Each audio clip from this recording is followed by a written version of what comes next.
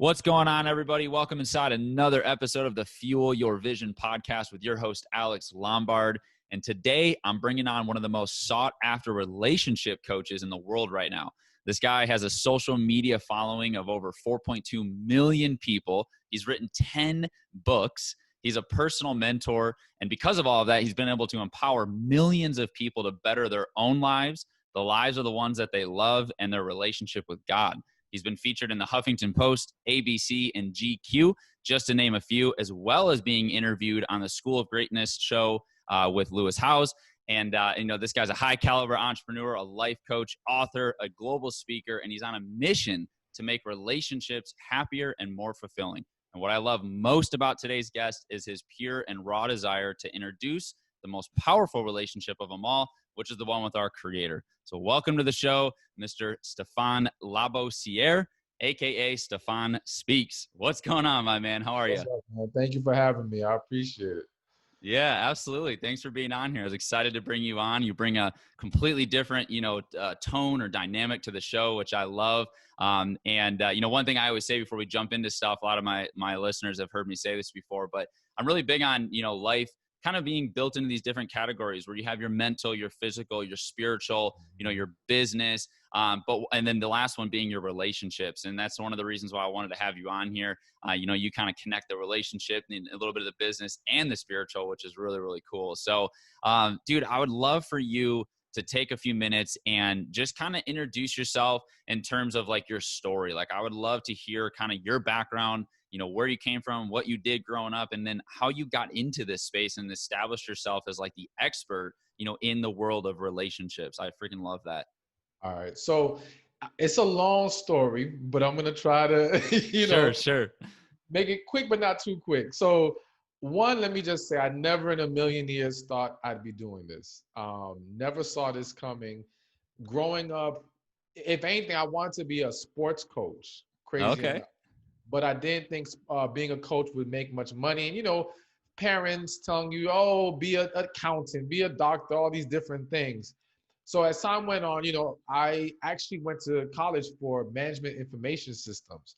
So I'm an IT guy. And I'm someone who never liked writing.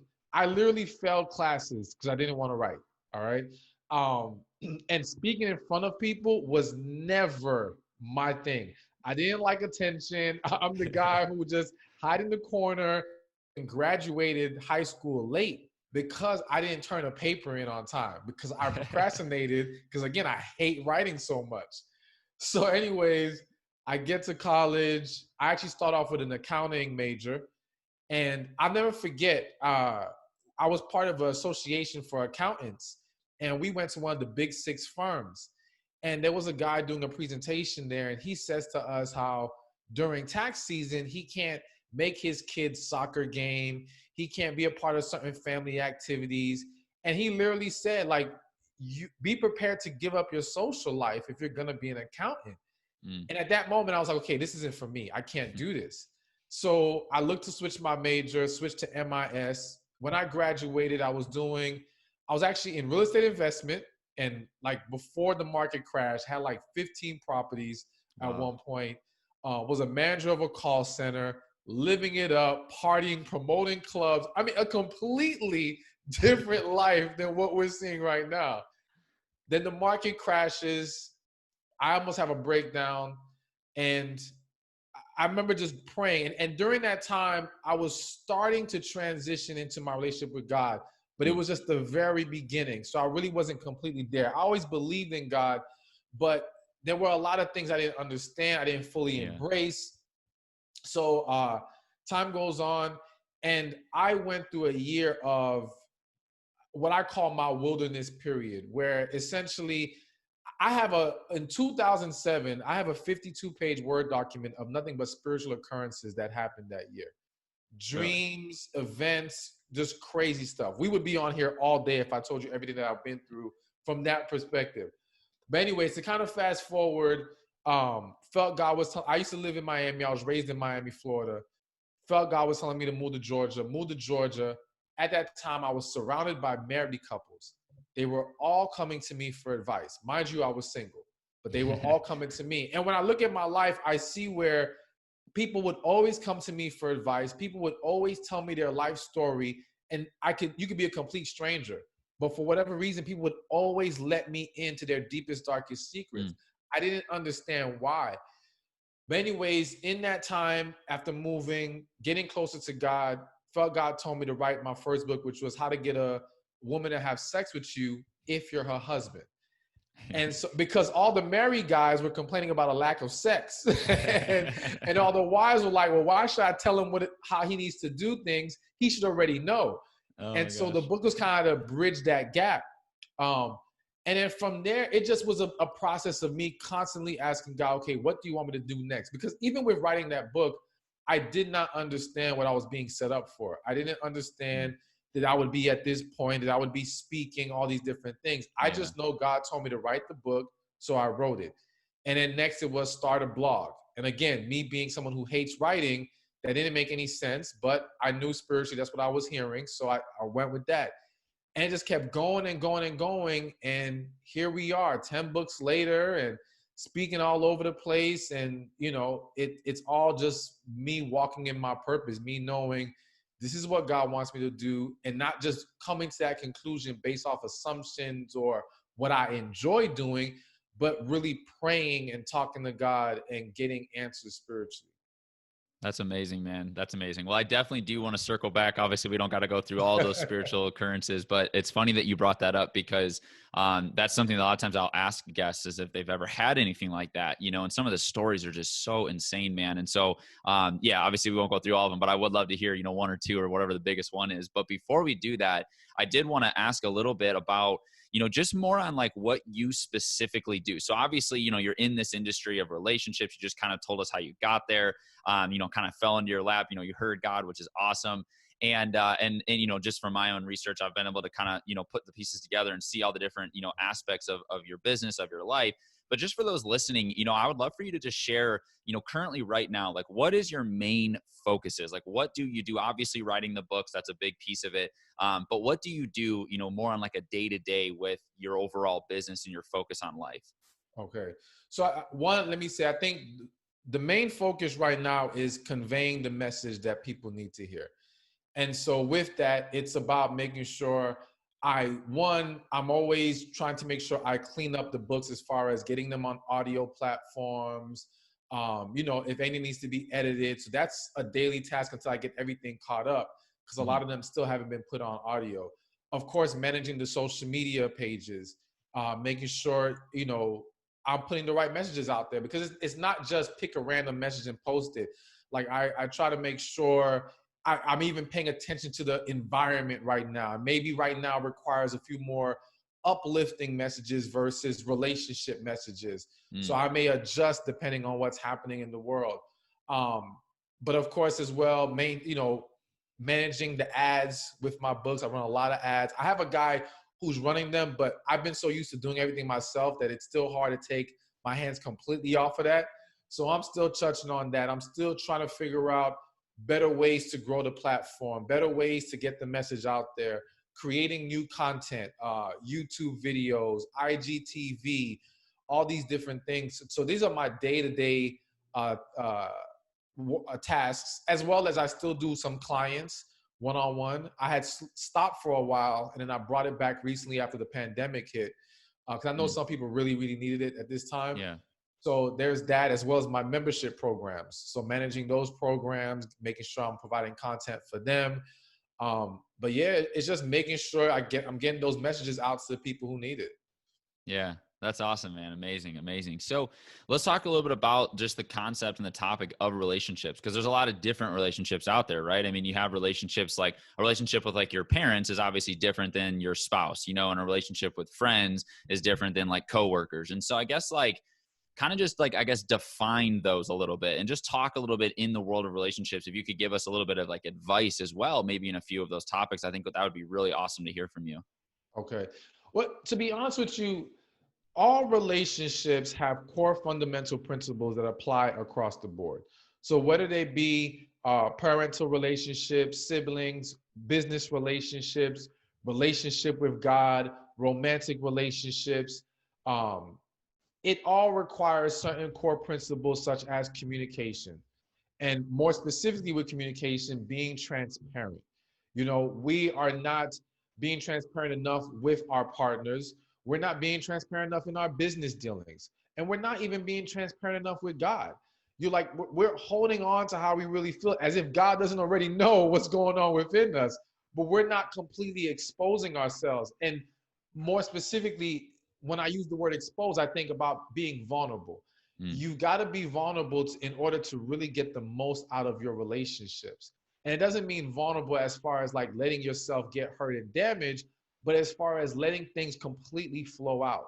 And especially when we're talking about romantic relationships, because you need to be able to bring the walls down and love fully if you want to receive love fully in return.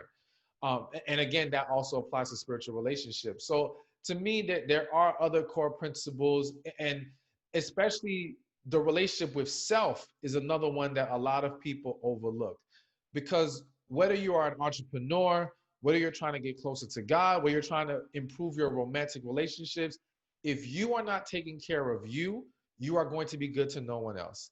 And you are also going to hinder your ability to thrive in those other relationships.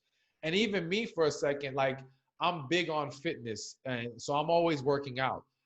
And sometimes I actually was going to tweet it earlier today that we underestimate the power of rest. Sometimes, especially as entrepreneurs, we're just so much about, you know, making things happen, being ambitious, being go-getters, that we don't give ourselves enough rest. And then before you know it, you're too tired to pray. You're too tired to go play with your kids. You're too tired to go listen to your partner talk about what happened today. All because you're drained and you haven't done things to recharge your batteries. So we have to make sure our relationship with self is also a priority, and that we're pouring into ourselves what we need to have the energy and focus required to make all those other relationships work properly. Yeah, I love that, man. That was really good. That was really good. And I agree, you know, as myself, you know, when it comes to what you just said, that there's like that line of like, you got to rest, you know, but obviously you need to be ambitious and goal oriented and work. And so it's like, I even know for me, man, I've had struggles with that where it's like, you know, you work crazy super hard and then, yeah, all those other things, you know, get hurt by that. And then there's been other times where it's like, you know, I am unmotivated. And I'm like, I don't even know what to do or where to go. And it's kind of just, you know, I'm just hanging out for a little bit. And it's like, man, I need some clarity. So no, that's so true. And you mentioned in there about recharging, you know, your batteries. And I love that. And I'd love for you to just, you know, what do you mean by that? Like what specifically can people do that are listening to this if they're kind of feeling that and they're on one end of the spectrum? I think first and foremost, it's about complete detachment from work and things that can mentally or physically exhaust you. I think a lot of people aren't getting proper rest because they may detach physically, but mentally, they're still completely invested in a situation or in something that is draining them in that way. And that will manifest into physical fatigue or lack of focus, lack of energy. So, like, for example, for me yesterday, I had a cheat day because I'm on, you know, I'm on calorie restriction right now. I'm trying to lose body fat. And I've been working out 6 days a week, always doing something. And then if I'm not working out, I'm doing work. But yesterday I said, you know what? I'm going to have my cheat day. I'm not working out. I'm not worrying about anything. I'm just going to relax as best as possible. And I know for some of us, that's still hard because our brains just keep moving and it's hard to shut it off.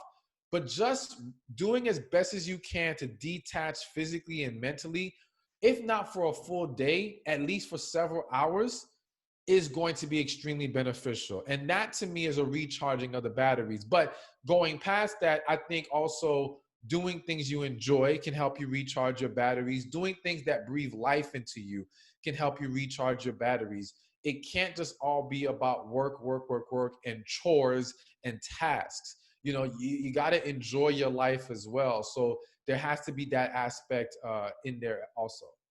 Mm, cool. Good stuff. So question, I was curious about this when it comes to back to the relationship side of things, which all ties in with this. Cause like you were mentioning, you know, if you don't recharge the batteries, then your relationships across the board are going to be affected. But just out of curiosity, through your experience, has it been, I'm trying to think how to phrase this the right way. Which has been harder to work on and coach, men or women? or neither? I'm gonna be honest. Women.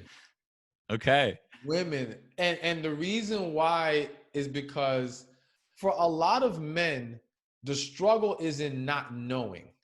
Okay. They simply lack knowledge and understanding of certain things to see success. So once I provide that knowledge and help them understand why this will work, it is easier for them to embrace it and do it. For women, the struggle is more so not trusting.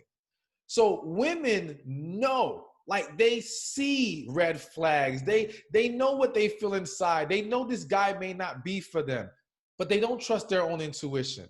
They don't trust what they're sensing and feeling. And then even when I provide that information to you, you may struggle to fully trust it, or you may struggle to embrace it because you don't want to face that reality. All right. So it becomes a greater tug of war sometimes to get the woman to completely embrace what needs to be done versus the man. Good answer. Good answer. And it makes sense too. It seems very logical. It's like, okay, yeah, I could totally see that. That's cool. So in your words, man, what is the importance of the relationship between each individual person and God in comparison to all the other relationships as well, if that makes sense? Yeah. So to me, that the relationship with God sets the foundation for everything else. And I feel like people don't understand that our work, our relationships aren't about that person. It's about the purpose behind it. So think about marriage. Like I say in one of my books, actually in multiple books, where whoever you're married to, if you focus on them, then your actions will be swayed based off of their actions. Today they're in a bad mood, that puts you in a bad mood because you're focused on what they're doing.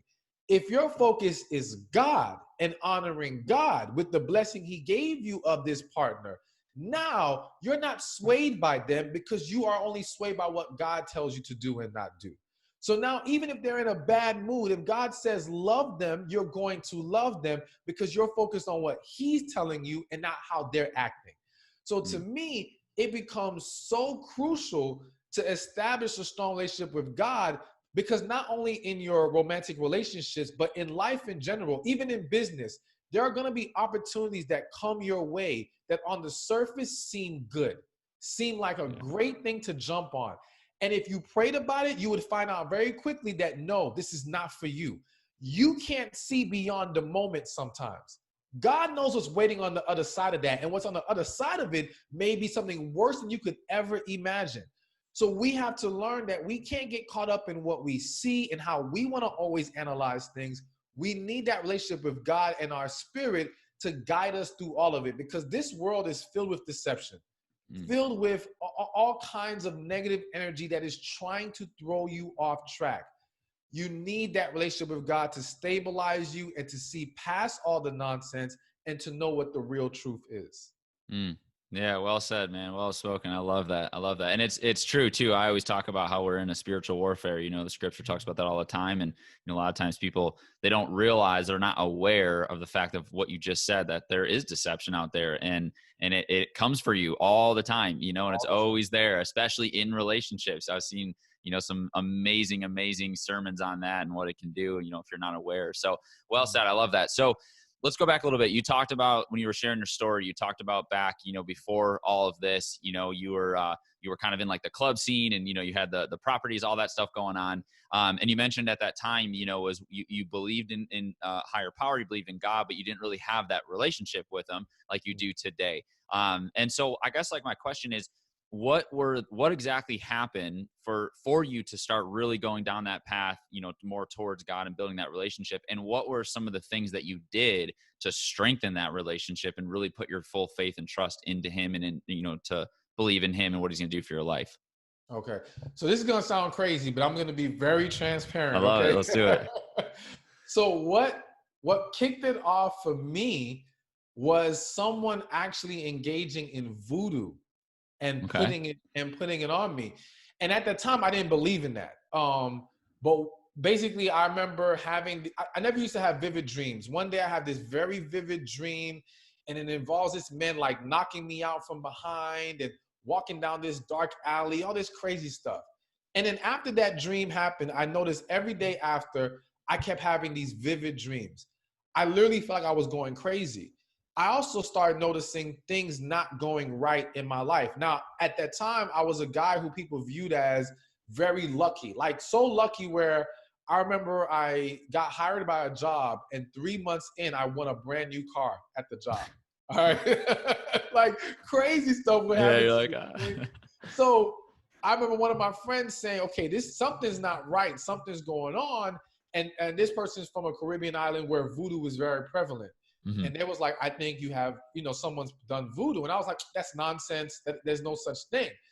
And so long story short, I started doing some research, started looking into it, and it started all pointing in that same direction. And so it was in that where, again, because I still prayed, I kind of just went to God like, okay, what's going on here? What do you want me to do? How do I fix this? Which led to me meeting certain people. And all of that started to take me down the path of learning more about spiritual warfare. So I had got like I can't remember the names of them right now, but I read 3, 4, 5 books all on spiritual warfare, trying to understand what was going on, how to tackle it, how to deal with it, so on and so forth. And there was one time where a woman said to me, I thought I handled everything. I thought it was done. And I met up with a friend, and she said, she just came out and said, you still have some spirits on you. And I was like, what do you mean? I did everything I'm supposed to do. How do you even know this? I didn't even tell you anything, And she's like, yeah, it's still there. And she was like, you have to accept Christ. And I was like, well, listen, I'm not phony. I'm not going to just accept them just because you tell me that's how to fix it. Like, if I don't truly believe, I'm not doing that. I've never been a phony person. I'm not going to start. And she was like, well, it's up to you to figure it out. It could be next week, 2 months, 2 years. But at some point, that's the only way you're going to break this. And to make the long story short, I remember going to church one day and and it's going to sound bad, but it is what it is. I was at the church, and there was this pastor there. And I promise you on everything, I swear I saw evil in that pastor's eyes. Something was not right. And so it made me extremely uncomfortable to where I didn't want to sit there and continue during the sermon. And so I was battling between, okay, should I stay? Because I'm trying to figure out this whole spiritual thing. Maybe I'm in my own head and I'm seeing thing. But get up and leave. And I promise you, I cannot explain this. All I know is the minute I got up, something just switched in me, and I was like, I accept Christ. I don't know how, I don't know why, but it just genuinely happened in that moment. Wow. And then from there, I remember I had all these properties, so I had a handy guy too. And he's had a lot of experiences in the spirit when it comes to spiritual things. And I remember saying to him that night, I feel like I'm about to walk through a door and my life is never going to be the same again. And that's literally what has happened. My life has never been the same again since that day. And so from there, it was just a lot of praying, a lot of just trying to listen to my spirit. I've done a lot of fasting in my time, which has been very, very powerful. And just also embracing the fact that we're not going to be perfect tomorrow. We're not going to be perfect ever. And so it's not about trying to rush this process to be this perfect man of God or whatever. It's just about embracing God's process in your life. However that long that takes, whatever is in a part of it, just going with it and flowing with it.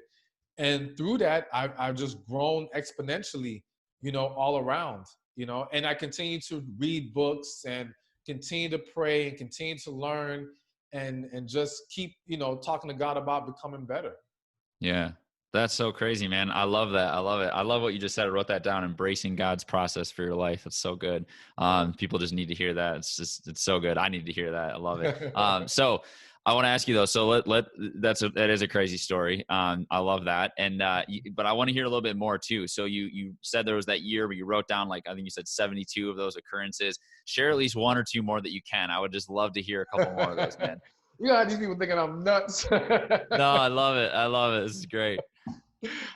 Well, so there was one time where there was a guy who was an old family friend, and he was really sick. He used to be heavy in the club life. He was like a manager to these music artists, and so a lot of drinking, a lot of partying, and it did a number on his body. And so he kind of lost contact with all his friends. So he kind of was by himself. His mom was taking care of him. Somehow they connected us, and I was like, well, you know what? Come to church with me. So he comes to church with me, and we went to church. Everything was cool, and that was it. Kind of didn't talk after that. He may have reached out, but I was just so busy. So then maybe a month or two later, I end up having this dream. And in the dream, I like walk into this house with my mother. Everyone's wearing all black. It seemed like somebody passed away. And then, we say our greetings, hello. I walk into an attic, and I can't remember, something else happened in the attic, but that was that. So I remember the next morning telling my sister, and she was like, oh my gosh, that means I'm gonna die. I'm like, what do you mean you're gonna die? She's like, oh, I have chest pains. If you saw black and people wearing everything, I'm like, relax, chill out. Now, here's the thing. I broke this dream down to her in an attempt to calm her down, not really knowing how to break down a dream, okay? So I say to her, I said, listen, if this dream is even true, I said, it would mean that someone that we know who's close to the family, but is not a family member, has passed away, and that our mother will find out about it and tell us about it, all right? I'm just saying this to her to get her to realize it's not about you. You're not going to die. You're okay. The next day, my mother calls me to tell me the guy I took to church passed away, who was a family friend, who was not a family member. And as in the dream, they told her first. So the exact way I broke it down to my sister, just to calm her down, was the exact way it played out. And I happened to be the last person who took him to church. And according to his mother, after I took him to church, he gave his life to Christ. He was saved after that. Wow. And then he ends up passing away. Like, completely bizarre situation. All right. And that's just one of tons of stories. So what have you, let me ask you this, man. Have you, like, I'm assuming you have, but like, have you really researched as to why that happened to you? And do you have any explanation? Like, do you feel that it was like a vision from God and he's trying to direct you, or he's trying to, show you something? Like, well, I'm just so curious. So wild. I would love to just hear, what'd you kind of do after all that happened? Like, how did you understand it? I'll be honest with you. I didn't really attempt to understand it in that way. However, as life continued, I've been told by tons of people that I'm prophetic. And that I have a prophetic gift. Even one time I went to go speak in the island of St. John's, and I was booked for a speaking engagement. And the lady who coordinated the event, she took me out to lunch with this other older woman. And while we were sitting at lunch, the woman just comes out and says, you're a prophet, right? And I'm like, what are you talking about? Like, I don't understand. What do you mean? And she's like, yeah. Now, these people don't know my story. They don't know all the crazy stuff I've experienced. Right. But here she is just coming out saying this stuff. And so, I'll be honest, I have not dived, I guess, as deep into it as maybe I should have, to be honest with you. Things continue to happen, to be completely honest with you. There are people close to me who they view me as someone who hears God very clearly. And I guess I just focus on growing. Like, I figure whatever this is all supposed to mean, I'm going to see it at some point, as long as I continue in the process. Just keep asking God what to focus on, what I need to be doing. Like, I really try to train myself to just focus on doing my job. That's the way I look at life. It's like, this whole purpose thing is about me doing my job, doing my assignment, so to speak, and not really stepping outside of that lane, because that's when things get crazy, when you try to put your hands on things that you don't need to be involved in. Yeah. So I just stay focused on that. But yeah, it's It's been wild, and there's been a lot of stuff. Yeah, we'll have to have a part 2 and just dive into that because I'm so curious. It's so great. No, it's cool, man. I mean, you know, the scripture talks about it all the time. I think it's the book of Acts, you know, talks about everyone has a spiritual gift, and you know, prophecy is one of them. You know, so that's really cool. That's really awesome to see, and it's cool to see it like, you know, playing out too. Like, you know, you're someone who you're like you said, you're kind of taking that assignment and you're doing what you can with it, you know, and you're out there, you know, fulfilling to the best of your ability what you believe is your purpose, which is awesome. So I want to ask you, you've mentioned this a couple times. And this is something that, you know, I whenever I hear this, I love to kind of dive a little bit deeper into it. I've had a couple guests, you know, say this phrase about how they hear God. And they say, you know, I heard God speaking to me and, or, you know, nudging me to do something. And then they took an action and then it resulted in something awesome. You know, like you said, you mentioned it when you went to Georgia, you know, you mentioned it about just how you kind of got launched into this entire world that you're involved with now. So I would love for you to just kind of in your own way, as best you can, just like define what that means. Cause I know someone like for myself, even, I always am curious what people say about that, because I feel sometimes it's difficult for me to even hear God, you know, and I've had other people ask me how I hear God, and I'm always so fascinated to hear what people say. So just share a little bit on that if you could. So for me, one, I'm a believer that everyone can hear God. We're just not comfortable with his voice, or Mm, we're not comfortable with what we're hearing. And so for me, hearing God is just listening to that inner voice. Again, if you go into prayer and you surrender yourself, because that's the thing. A lot of people go into prayer with what they want want to they want, hear, yeah. and or they just want to vent in the moment.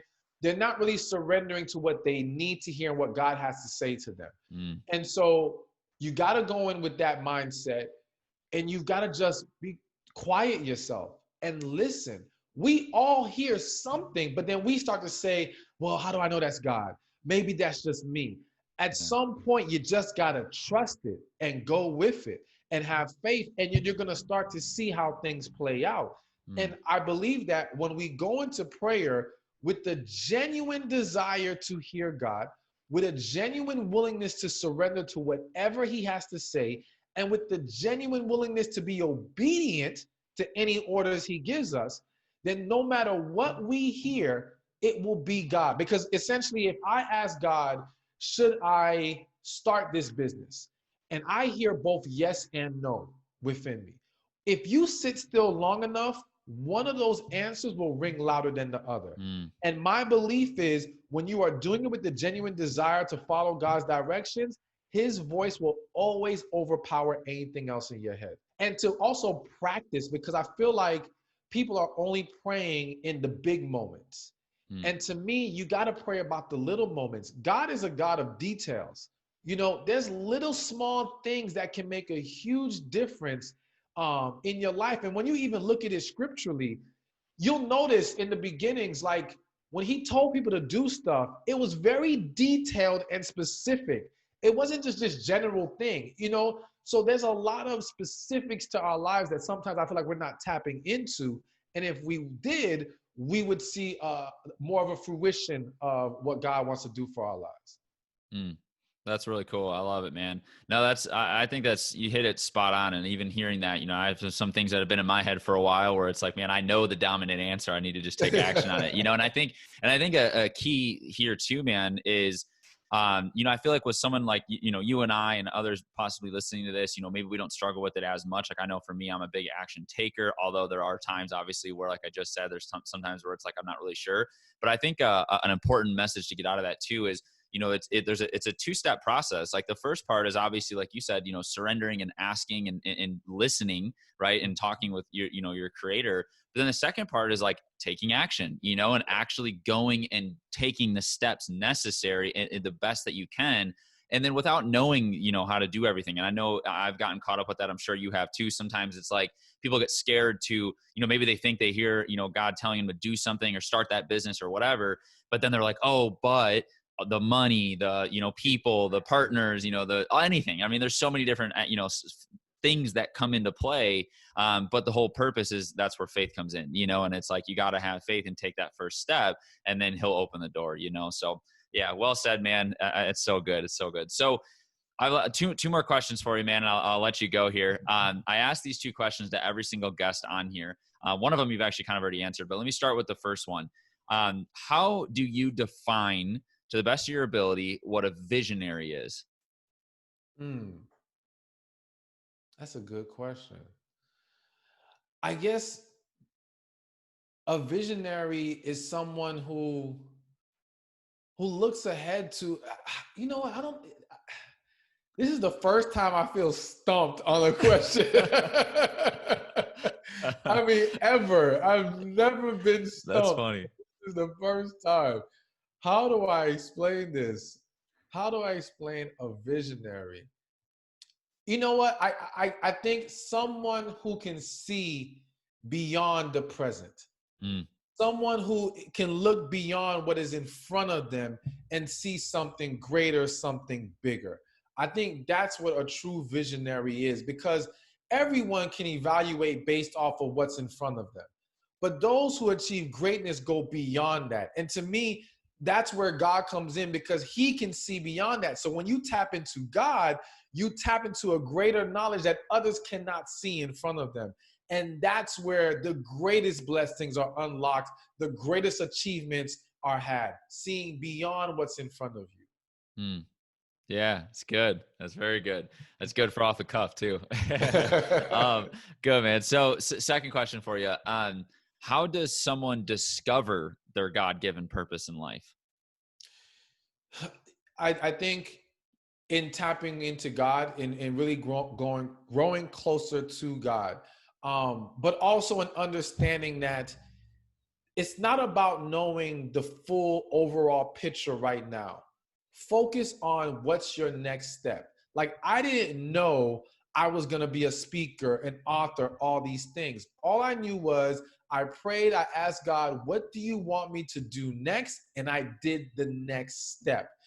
Each step will then lead you closer and closer to that overall purpose. And then the vision will come plain sight to you.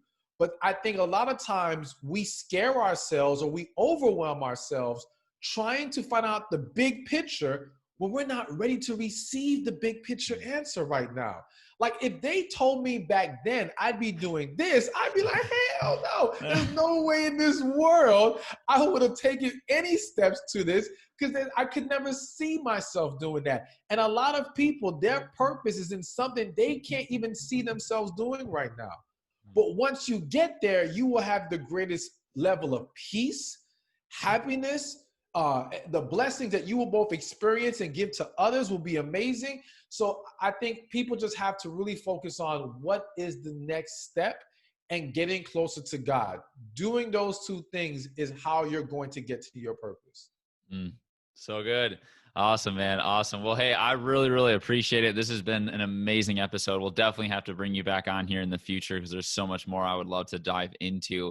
But for those listening, man, that want more information on, you and what you do, I mean, you have an incredible online presence and on many different platforms. What's the best place that someone can go to just connect with you and learn more about what you got going on? Definitely all on social media, mainly on Instagram at Stephan Speaks. But you can also come to my website, www.stephanspeaks.com.